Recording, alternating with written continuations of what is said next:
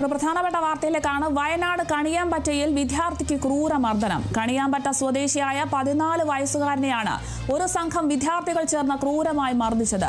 Village office റോഡിന് സമീപത്ത് വെച്ചാണ് സംഭവം ഉണ്ടായിരിക്കുന്നത്. കുട്ടിയെ മുള്ളുവേലിയിൽ കിടത്തി ചവിട്ടുകയും തലയിൽ മർദ്ദിക്കുകയും ചെയ്തുവെന്നാണ് പരാതി.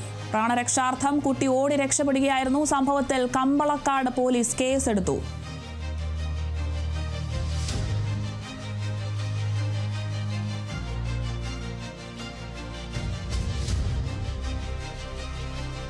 വയനാട് നിന്നാണ് ഈ ഒരു വാർത്ത എത്തിയിരിക്കുന്നത്.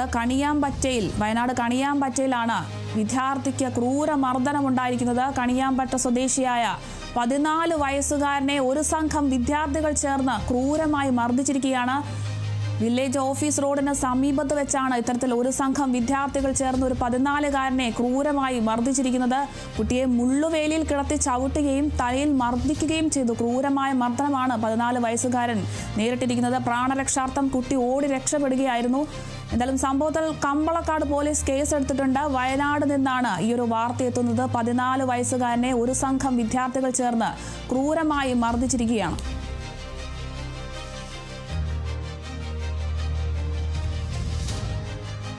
എൻ്റെ 2 ഫ്രണ്ട്സിട്ട് ആ ഫ്രണ്ട്സിനടുത്തേക്ക് പോയി.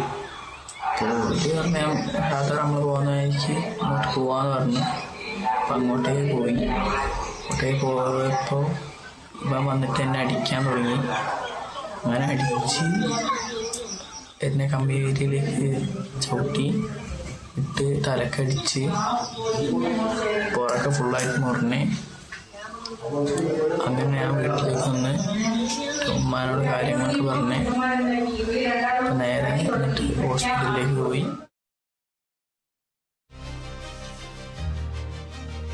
മർദ്ദനമേറ്റ 14-കാരൻ്റെ പ്രതികരണമാണ് ഇപ്പോൾ കേട്ടത്. വയനാട് നിന്നാണ് ഈ ഒരു വാർത്ത എത്തിയിരിക്കുന്നത്. വയനാട് കണിയാമ്പറ്റയിലാണ് 14 വയസ്സുകാരനെ ഒരു സംഘം വിദ്യാർത്ഥികൾ ചേർന്ന് ക്രൂരമായി മർദ്ദിച്ചിരിക്കുന്നത്.